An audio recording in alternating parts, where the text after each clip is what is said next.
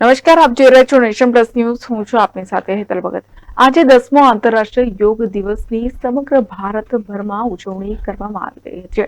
ત્યારે ડભોઈ તાલુકાના યોગ દિવસની ઉજવણી લકુલેશ મંદિર બ્રહ્મેશ્વર મહાદેવના સાનિધ્યમાં ધારાસભ્ય શૈલેષભાઈ મહેતાની અધ્યક્ષતામાં કરવામાં આવી. આ પ્રસંગે મોટી સંખ્યામાં જુદી જુદી શાળાના બાળકો અને વહીવટી કર્મચારીઓ દ્વારા યોગના આસન કરવામાં આવ્યા. આ સાથે ડભોઈના જુદા જુદા સ્થાનો પર પણ યોગ દિવસની ઉજવણી થઈ. 10મા આંતરરાષ્ટ્રીય યોગ દિવસની ઉજવણી સમગ્ર ભારતભરમાં આજે કરવામાં આવી રહી છે. ત્યારે ડભોઈ પંથકમાં યોગ દિવસની ઉત્સાહ સાથે ઉજવણી થઈ.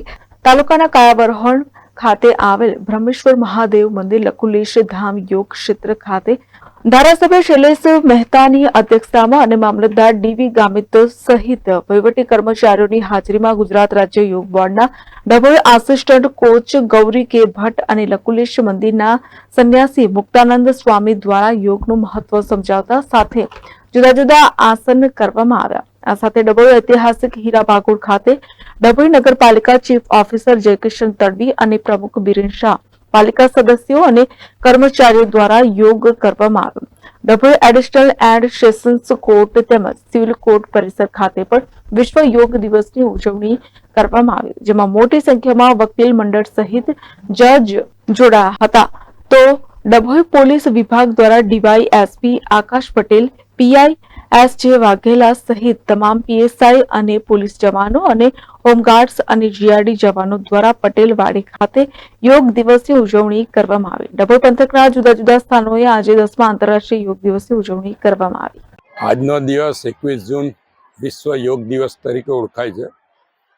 સમગ્ર દુનિયામાં આ યોગ દિવસ તરીકે ઓળખાવામાં આપણા વડાપ્રધાન નરેન્દ્રભાઈ મોદીનો મુખ્ય રોલ રહેલો છે.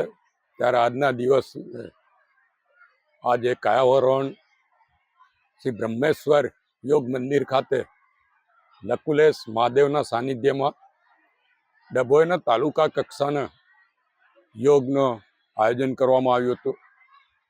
મોટી સંખ્યામાં ગામના આગેવાનો, તાલુકાના આગેવાનો અને વિદ્યાર્થીઓએ આમાં ભાગ લીધો.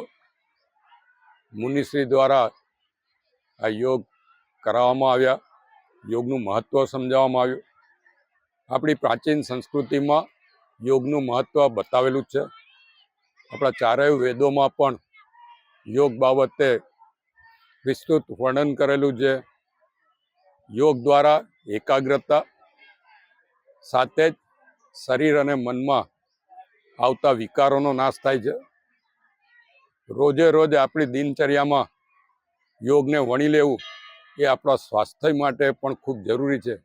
ત્યારે યોગ દિવસ 21 જૂન પૂરતો મર્યાદિત ના રહેતા 365 દિવસ આપણે યોગનું અધ્યયન કરીએ એ ખૂબ જ જરૂરી છે. અને ગુજરાતમાં યોગ બોર્ડ દ્વારા ઠેર ઠેર યોગ શીખવાડવાનું આયોજન કરવામાં આવી રહ્યું છે. અને એના જ કારણે ગુજરાતમાં સૌથી વધુ યોગ પ્રત્યે જાગૃતિ આવી છે. હું સરકારનો, યોગ બોર્ડનો અને આજના આ યોગ દિવસે યોગના આ કાર્યક્રમમાં ભાગ લેનાર તમામને અભિનંદન આપું છું, શુભેચ્છા પાઠવું છું. અને આ જ રીતે રોજ વિદ્યાર્થીઓ યોગ દ્વારા પોતાનું શારીરિક અને માનસિક સ્વાસ્થ્ય સુધારા રહે એવી અપેક્ષા રાખું. પૂરા દેશમાં અને પૂરા વિશ્વમાં 10મા યોગ દિવસ ઉજવાઈ રહ્યો હોય ત્યારે ડભોઈ નગર અને ડભોઈ તાલુકો પણ કેમ બાકી રહે? ડભોઈ નગરમાં ગરબાવાણી મંદિર પાછળ ખુલ્લા મેદાનમાં યોગ દિવસ ઉજવાયો હતો, જેમાં ડભોઈ નગરના કાર્યકરો, પ્રજા અને નગરના સંગઠનપતિ અને નગરપાલિકાના સભ્યો એ સહભાગી થયા હતા. સાથે સાથે આમના માનનીય ધારાસભ્ય શ્રી શૈલેષભાઈ મહેતાએ કાયાવરોહણ મુકામે યોગ દિવસની શરૂઆત કરી હતી. અને ડભોઈ પણ આ વિશ્વ જે ઉત્સવ ઉજવી રહ્યું છે એમાં ડભોઈ નગર અને ડભોઈ તાલુકો સહભાગી થયો હતો. Uday Pandya, nation plus news, Dabhoi. સમાચારોના સતત અપડેટ મેળવવા માટે અમારી નેશન પ્લસ ન્યૂઝની યુટ્યુબ ચેનલને સબસ્ક્રાઇબ કરો, બેલ આઇકન દબાવો અને જોડાયેલા રહો ફેસબુક, ઇન્સ્ટાગ્રામ અને ટ્વિટર પર.